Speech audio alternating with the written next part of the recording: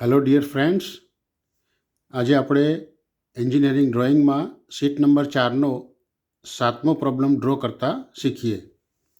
So friends, આપણને data આપેલ છે. એ circle of 50 mm diameter rolls on straight line without slipping. Trace the locus of a point on the circumference of circle for one revolution. Take the initial position of point at bottom of rolling circle. તો આ problem આપણે સાયક્લોઇડનો છે, જેમાં data છે કે 50 mm વ્યાસનું એક વર્તુળ સીધી રેખા પર સરક્યા વગર ગોળ ફરી અને આગળ વધે છે. તે એક રોટેશન ફરે છે. તો પરિઘ પર આવેલા નીચેના બિંદુનો પથ દોરો, તેને નામ આપો. અહીંયા સાયક્લોઇડ દોરવાનું કીધેલું નથી, પરંતુ એમ કીધું છે કે એક સીધી રેખા પર એક સર્કલ સરક્યા વગર ગબડે છે, એટલે કે રોલ કરે છે વિધાઉટ સ્લીપિંગ. તો આ કેસ સાયક્લોઇડનો થાય. સ્ટ્રેટ રેખા પર થાય તો સાયક્લોઇડ કહેવાય. તેમાં તમને સર્કલનો ડાયામીટર આપેલો હોય અને એક રિવોલ્યુશન કીધું છે. તો આપણે કેવી રીતના દોરવું, મારી સાથે તમે દોરવાની શરૂઆત કરજો.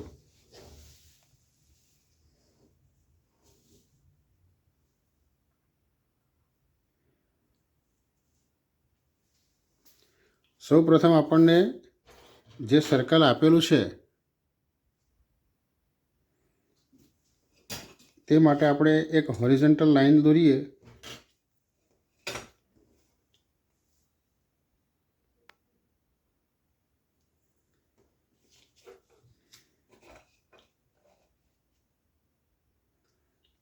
અત્યારે આપણે લેન્થ માપ્યા વગર દોરીએ એક લાઈન.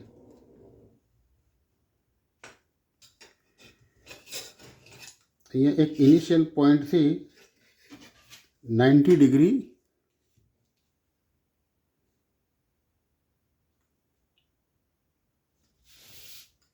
એક વર્ટિકલ લાઈન દોરવાની છે. હવે આપણને સર્કલનો ડાયામીટર આપેલ છે 50 mm. તો અહીંયાથી 25 mm એક પોઈન્ટ માર્ક કરી 25 mm ત્રિજ્યાનું એક સર્કલ દોરવાનું છે.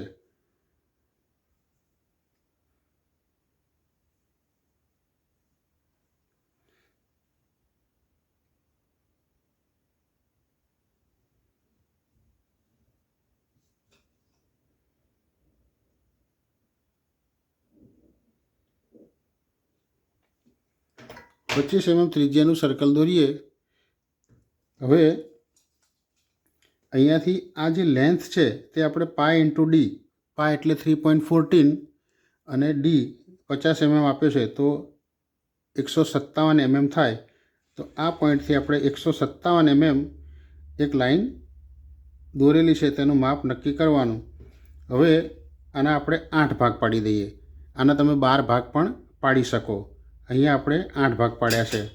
તો ભાગ પાડવા માટે તમે ટ્રાયલ એન્ડ એરર મેથડ જે પરિકરથી આપણે કરીએ છીએ તે પણ કરી શકાય, અને જે લાઇનના સરખા ભાગ પાડો તે મેથડનો ઉપયોગ કરવો હોય તો અહીંયાથી એક ઇન્ક્લાઇન લાઇન દોરી તેના ભાગ પાડી અને રોલર સ્કેલથી તમે 8 ભાગ પાડી શકો છો.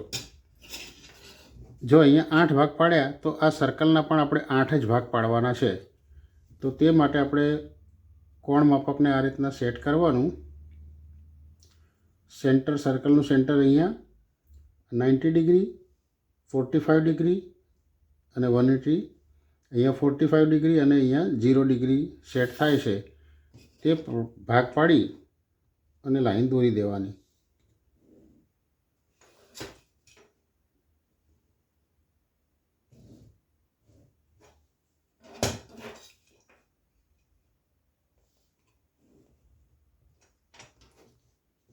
હવે આ દરેક પોઈન્ટ જે છે તેના નામ આપી દઈએ આપણે.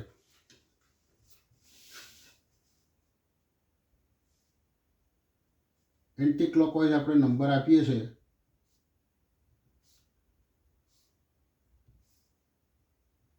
તે જ રીતના આ જે લાઈન પર ભાગ પાડે તેના નંબર આપી દઈએ.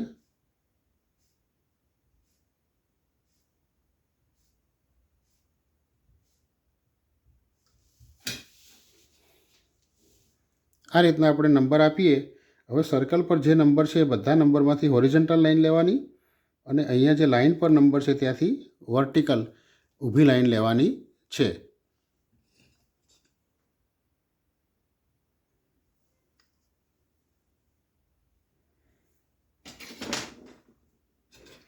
તમારા ઇન્સ્ટ્રુમેન્ટ બધા રેડી રાખવાના. રોલર સ્કેલ છે, પરિકર છે, એ વ્યવસ્થિત કામ કરતા હોવા જોઈએ.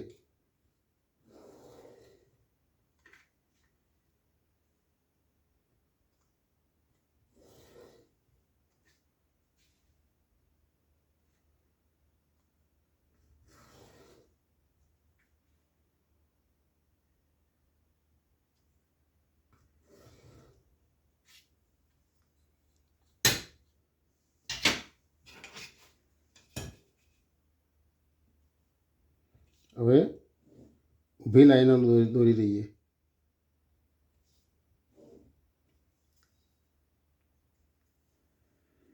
આ રીતના બધી ઊભી લાઈન આપણે દોરી દીધી. હવે સેન્ટરમાંથી પસાર થતી લાઈન અને આ જે ઊભી લાઈન છે ત્યાં જે ઇન્ટરસેક્શન થાય તેને આપણે નંબર આપી દઈએ.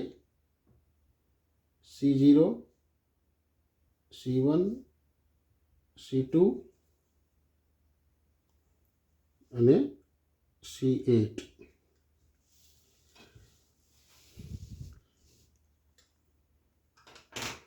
હવે આપણે પરિકરથી જે 25 mm ત્રિજ્યા હતી આપણને સ્ટાર્ટિંગ પોઈન્ટ અહીંયા આપેલો છે. ડેટામાં તમે ફરીથી જોઈ લો.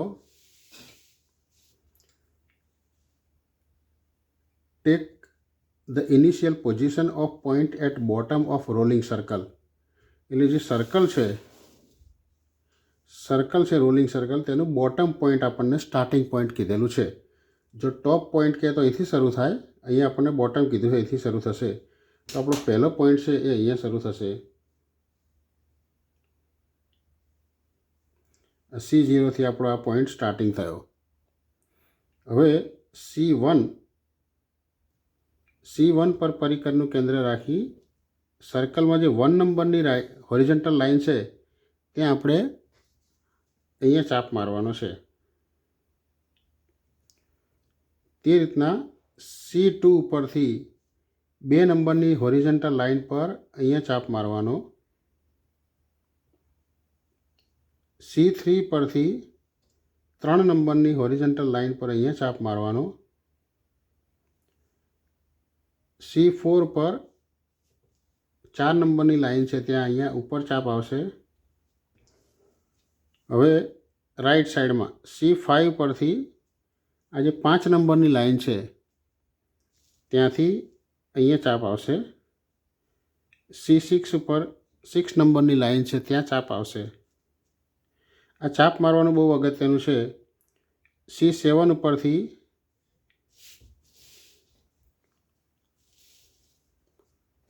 7 નંબરની લાઈન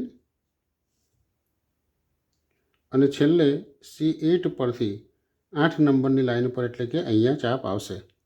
તો તમારું સર્કલ અહીંયાથી રોલ થતું અહીંયા આવે તો આ જે સ્ટાર્ટિંગનો પોઈન્ટ છે તેનો પાથ આ રીતના બનશે. હવે આ જે પોઈન્ટ મળે તેને આપણે નામ આપી અને સ્મૂથ કર્વ દોરવાનો છે.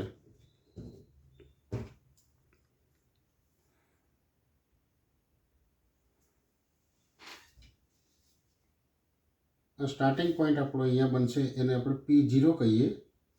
P1, P2, P3, P4, P5, P6, P7 અને P8 આમાંથી પસાર થતો સ્મૂથ કર્વ આપણે દોરવાનો છે.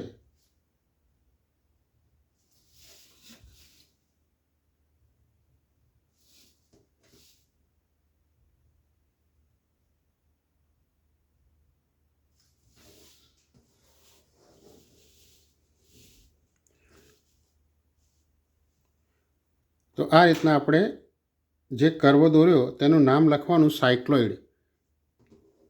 વિદ્યાર્થી મિત્રો, જો તમને આ ડ્રોઈંગ વિડીયો પરથી જોઈ અને દોરતા ફાવે તો કોમેન્ટ બોક્સમાં અમને જરૂર લખજો.